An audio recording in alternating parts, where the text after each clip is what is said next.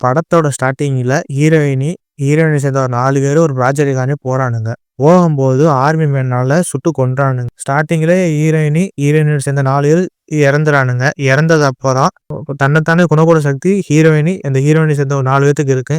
இது எப்படி இவளுக்கு வந்துச்சு அப்படின்னு ஒரு பக்கம் போக, இன்னொரு பக்கம் பார்த்தா ஒரு ஆர்மி உமன் அவளுக்கு அந்த ஒரு சக்தி ஒண்ணு இருக்கு. தன்னைத்தானே குணப்படுத்தும் சக்தி இருக்கு. இத தெரிஞ்சுக்கிட்ட நம்ம ஹீரோயினி அந்த பொண்ண நம்ம டீம்ல வச்சுக்கிறோம் அப்படின்னு சொல்லிட்டு சேர்க்கிறா. சேர்த்தது அப்புறம் அந்த பொண்ணு வந்ததுலேருந்து ஏகப்பட்ட பஞ்சாயத்து ஒண்ணு வரும். ஏகப்பட்ட பஞ்சாயத்துனா இவளுக்கு எப்படி சக்தி வந்துச்சு, ஏது வந்துச்சுன்னு ஒருத்தன் வந்து கண்டுபிடிக்கிறான். கண்டுபிடிச்சு அந்த 4 பேரும் எனக்கு வேணும் அப்படின்னு சொல்லி கட்டளையிடுறான். கடைசியில பார்த்தா இந்த ஹீரோயின்லேருந்து எல்லாருமே அவன்கிட்ட சிக்கினாங்களா இல்லையா அப்படின்னு ஒரு கான்செப்டை போட்டு வச்சிருக்கானுங்க. நம்ம படத்தோட ஸ்டார்டிங்ல ஹீரோயினோட சேர்ந்து 4 பேருமே எப்படி கொண்டானுங்க அப்படின்னு நமக்கே தோணுச்சு. ஆனா அதுக்கப்புறம் நடக்க சம்பவம்லாம் தாறுமாறான சம்பவமா தான் இருக்கு. படத்துல எப்படி சொல்றது, எல்லாமே துப்பாக்கி தான் பேசுற மாதிரி எல்லாமே ஹெட்ஷாட் தான் போட்டு வேற லெவல்ல பண்ணி வச்சிருக்காங்க. படம் பார்க்கும்போது படம் என்ன ஒரு படம்னா தி ஓல்டு கார்டு அப்படின்னு ஒரு படம் 2020 இருக்கு. நெட்ஃபிளிக்ஸ்ல இருக்கு. தமிழ் டப்பிங்கோட இருக்கு. தமிழ் டப்பிங்னா வேற லெவல்ல பண்ணிருக்கேன். ஸ்கிரீன் பிளேல இருந்து எல்லாம் ஓகே மாதிரி தான் இருக்கு.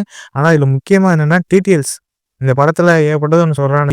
ஹீரோயினிலிருந்து இந்த ஹீரோயின் சேர்ந்த 4 பேத்துக்கு வயசு அதிகமா இருந்தாலும் வயசாகாத மாதிரியே இருப்பா. இது எதனால அவளுக்கு ஆக மாட்டேங்குது, இவளுக்குலாம் எப்படி இந்த சக்தி வந்துச்சு அப்படின்னு இந்த படத்துல முக்காவாசி இது காமிக்கவே கிடையாது. இதெல்லாம் ஓரம் கட்டிட்டு சும்மா நம்ம ஒரு வாட்டி சரி நம்ம போர் அடிக்குது இந்த மாதிரி டயத்துல நம்ம பார்க்கலாம்னா இந்த ஒரு படத்தை கண்டிப்பா தாராளமா பார்க்கலாம்.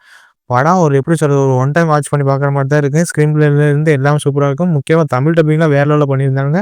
இந்த படத்துக்கு செகண்ட் பார்ட்டுக்கு ஒரு ஹிண்ட் ஒன்று கொடுத்துருப்பானுங்க. அந்த ஹிண்ட் வேற லெவல்ல இருக்கு. இந்த 2025ல அந்த படம் வந்திருக்கு. நான் இன்னும் பார்க்கல. நெக்ஸ்ட் வீடியோல அந்த படத்தை நம்ம போஸ்ட் பண்ண